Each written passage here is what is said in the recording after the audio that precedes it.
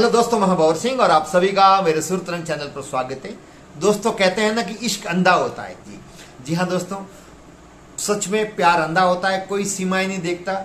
लेकिन यहाँ पर उन सीमाओं को लांघ करके जो सीमा भारत पहुंच गई अपने 4 बच्चों के सहित, पाकिस्तान की रहने वाली, पाकिस्तान के पास में कराची शहर के पास में एक गांव, वहां की मात्र अपने आप को जो बता रही उसके अनुसार 5वीं पास, 4 उसके बच्चे और शादीशुदा 27 साल की उम्र, और प्रेम में पागलपन के हद तक जाते हुए वो भारत में पहुंच गई। और भारत में एक सचिन मीणा करके जो इससे उम्र में साल छोटा है, उससे प्रेम में यहाँ पर पहुंच गई। तो आइए दोस्तों, जो आपको ये पूरी रोचक कहानी सुनाता हूँ, सत्य घटना जो हाल ही में सुर्खियां बनी हुई है।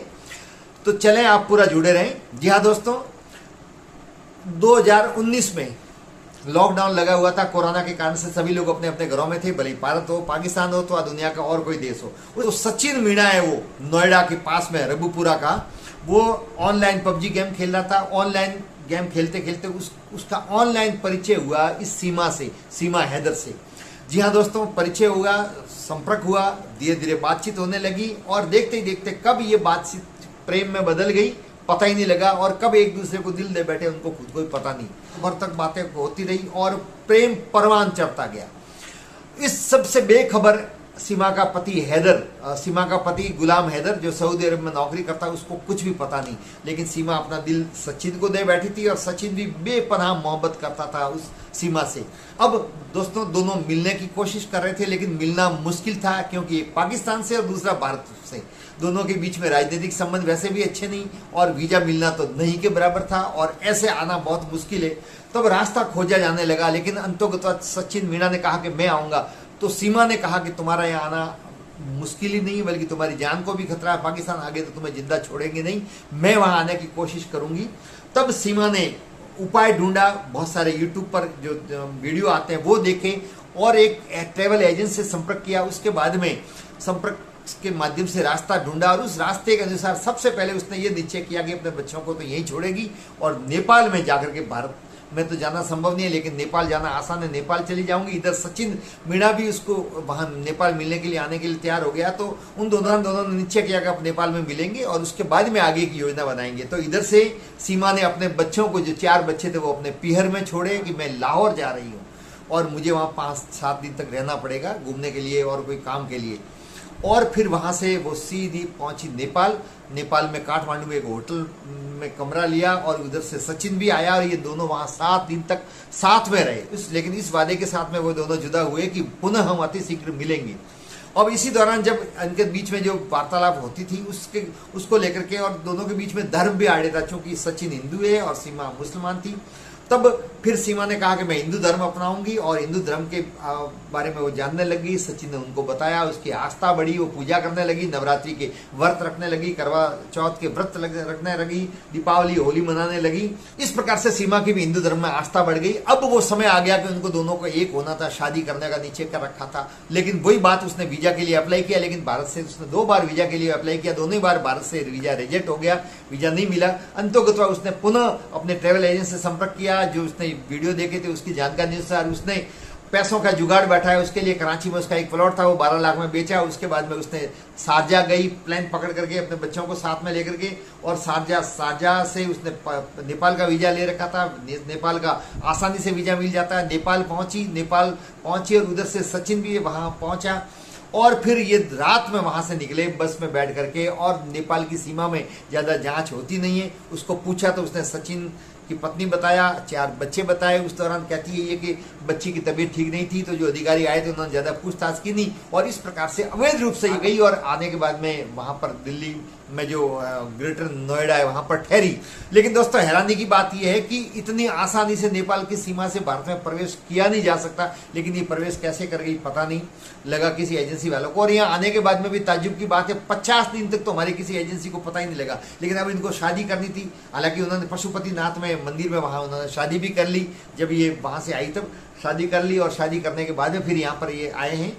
लेकिन औपचारिक रूप से शादी करने के लिए उनको वैधानिक प्रक्रिया अपनानी पड़ती थी। उसके लिए एक वकील से संपर्क किया, तब इनकी जानकारी बाहर गई, और फिर एजेंसियों को पता लगा। उसके बाद में रॉ और आईबी और अन्य एजेंसियां और पुलिस वाले घर पर पहुंचे, सीमा को गिरफ्तार कर लिया, जेल भी डाला गया। लेकिन उसको जमानत 4 दिन 4-6 दिन हुए अभी जमानत मिली है और जमानत पर है, लेकिन हमारी जितनी भी जांच एजेंसी है उसकी रेडार पर है, जांच चल रही है।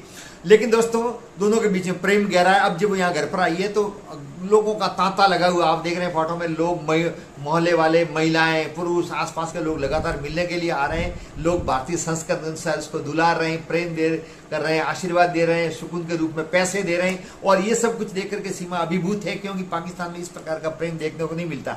मैंने भी बहुत सारे वीडियो देखे, मुझे भी इस बात की खुशी है कि हमारी संस्कृति कितनी महान है। मेहमान जो हमारा होता है वो जान से प्यारा होता है। बहू बेटियों की किस प्रकार से इज्जत करते हैं, सम्मान करते हैं। और सचिन के पिताजी को ये कहते हुए सुना तो मुझे और भी खुशी हुई। उन्होंने कहा कि मजदूरी करने के लिए इसको रानी बना करके रखेंगे, कोई तकलीफ नहीं देंगे। 4 बच्चों को हंसते हंसते पूरे परिवार ने अपनाया, जो कहना तो बहुत सरल लेकिन करना बहुत कठिन है। इसके अलावा घर के सभी लोग उससे बहुत प्रेम कर रहे हैं और दिन भर वो इंटरव्यू देने में व्यस्त रहती है। इलेक्ट्रॉनिक मीडिया, प्रिंट मीडिया और भी सोशल मीडिया वाले लगातार घर पर आ रहे हैं, लगातार और बेबाक तरीके से अपनी बात को कह रही है। और दोनों के बीच में अटूट प्रेम है, एक दूसरे के साथ में जीने मरने की कस्में खा चुके हैं। उधर पाकिस्तान जाने की बात कहती है तो सीमा कहती है कि मैं किसी भी हालत में पाकिस्तान नहीं जाऊंगी। मैंने उसने यहाँ आकर के इसने हिंदू धर्म अपना लिया है, वो सीमा बन गई है। सीमा हैदर से सीमा मीणा बन गई। बच्चों को भी हिंदू धर्म अपना लिया, उनका भी नामकरण चेंज कर लिया। सुबह पूजा पाठ करती है, आप देख रहे हैं, सिर पर पल्लू रखती है, मांग भरी हुई है उसके, आपने देखा होगा। तो अच्छे ढंग से ये हिंदू संस्कृति में रह रही है और बड़ी खुश नजर आ रही है। हालांकि सचिन कोई पैसा वाला नहीं है, वो किराने की दुकान पे सामान्य नौकरी कर रहा है। घर की माली हालत भी कोई बहुत अच्छी नहीं, आप देख रहे हैं, छोटा सा मकान है, लेकिन इस मकान में भी लोगों का दिल बहुत बड़ा है। उसके कारण से ये बहुत प्रसन्नता के साथ में यहाँ पर रह रही है। अब दोस्तों दोनों के प्रेम की बात तो रह गई अलग। अब दूसरी बात करते हैं अपन नियम की, कि दोस्तों भारत और पाकिस्तान के आज़ादी के बाद से अलग हुए, तब से संबंध कोई अच्छे नहीं है। पाकिस्तान की आईएसआई लगातार भारत के विरुद्ध षड्यंत्र करती रहती है। अनेक बार जासूसी प्रक्रिया में बहुत सारे लोग पकड़े गए और जासूसी के नए नए हथकंडे अपनाती रही है। तो कहीं ऐसा तो नहीं है कि ये भी आईएसआई की मोहरा बनाई हुई और यहाँ पर जासूसी के लिए आई और एक नया तरीका भारत में प्रवेश करने का उन्होंने दिखाया हो। क्योंकि जिस आसानी से नेपाल में उसने प्रवेश किया, उससे एक तो बात जाहिर हो गई कि कोई भी आसानी से भारत में प्रवेश कर सकता है। भले आतंकवादी भी इस तरीके से आ सकते हैं और या कोई भी नुकसान कर सकते हैं। तो दोस्तों ये तरीका हो सकता है। उसके अलावा जो डॉक्यूमेंट्स इसके हैं उसमें भी गड़बड़ी पाई गई है, जो संदेह पैदा करते हैं। ये अपने आप की उम्र 27 साल बता रही है, जबकि इसकी जन्म तारीख जो डॉक्यूमेंट्स है उसमें ये 2002 का जन्म बताती है। इसके अनुसार ये 21 साल की, जबकि ये स्वयं बता रही है 27 साल की, जिसने 2014 में शादी की है। बच्चे की, बड़े बच्चे की उम्र और बच्चों की उम्र में भी कहीं न कहीं विरोधाभास नजर आ रहा है। इसके अलावा इसके पास से जन्म प्रमाण पत्र के 3 डॉक्यूमेंट्स प्राप्त हुए, तीनों में भी जन्म तिथि अलग अलग है। इसके अलावा इसके पास में मात्र 1 सिम बरामद हुई है, जबकि फोन 3 बरामद हुए हैं। इसके अलावा और भी डॉक्यूमेंट्स है, वो भी संदिग्ध है। और नेपाल से भारत में प्रवेश करने की जो प्रक्रिया अपनाई गई, जो ये कह रही है, उसमें भी कहीं न कहीं संदेह पैदा करता है। वो भी जांच एजेंसियों के रेडार पर है। इसके अलावा ये 5वीं पास अपने आप को बताती है, लेकिन फर्राटेदार हिंदी बोलती है। और जबकि कराची में और सिंध प्रांत में सिंधी ज्यादा बोली जाती है, हिंदी इतनी नहीं बोल पाती। इसने इतने कम समय में हिंदी कैसे सीखी, ये भी संदेह की बात है। इसके अलावा अंग्रेजी भी ठीक ठाक बोल लेती है, जबकि 5वीं पास वहां तो और भी रूढ़िवादिता है। महिलाओं की पढ़ाई का इस तरह अपनी तरह है भी नहीं, तो भी कैसे अंग्रेजी बोल लेती है। इसके अलावा आपने वीडियो में देखा होगा, ये हर पत्रकार को, भले वो कोई भी बीबीसी वाले आए तभी उस दबंगता से हर किसी को जवाब देती है, दबंगता से बात करती है।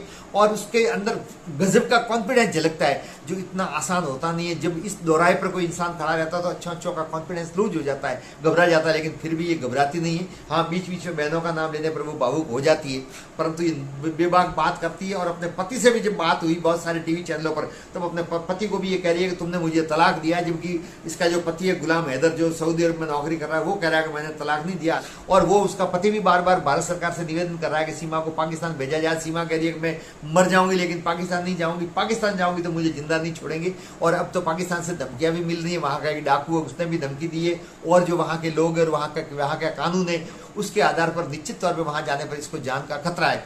लेकिन जांच एजेंसियों का जो अंत में निर्णय होगा, कोर्ट का निर्णय होगा, उसके अनुसार प्रक्रिया की जाएगी। परंतु संदेह भी होता है कि कहीं न कहीं ये चाल तो पाकिस्तान की नहीं हो सकती, आईएसआई की, कि भारत में जासूसी करने के लिए भेजा जाए। लेकिन जो भी हो, मैं तो इतना ही कहूंगा कि हद कर दी सीमा हैदर ने, और वास्तव में कमाल कर दिया। इतना साहस हर कोई दिखा नहीं पाता है कि प्रेम में इस प्रकार से सब कुछ छोड़ देना, कि प्रेम की खातिर सब कुछ ठुकरा दिया और भारत में आ गई और इतने सारे लोग मिलने के लिए जा रहे हैं। और आगे जो भी कुछ होगा वो आपको रोचक जानकारी में उपलब्ध करवाता रहूंगा। लेकिन ये थी सीमा हैदर की सच्ची कहानी, जो सीमा पार करके बड़ी मुश्किलों से कष्ट सहते हुए यहाँ पर आई, जो हमने फिल्म गदर में जरूर देखा था, लेकिन वो तो एक फिल्मी कहानी थी। ये हकीकत में गदर 2 है, हालांकि गदर 2 भी बनने जा रही है, लेकिन ये गदर 2 है जो वास्तविक जीवन में यथार्थ रूप में घटित हुई है। तो हम तो कहेंगे सीमा को सलाम है, वास्तव में सीमा ने बहुत हद कर दी। तो दोस्तों, वीडियो आपको कैसा लगा? वीडियो को लाइक करें, शेयर करें, कमेंट्स करें, और यदि अब तक मेरे चैनल को सब्सक्राइब नहीं किया है तो चैनल को सब्सक्राइब करें। आप सबका बहुत बहुत धन्यवाद। जय हिंद।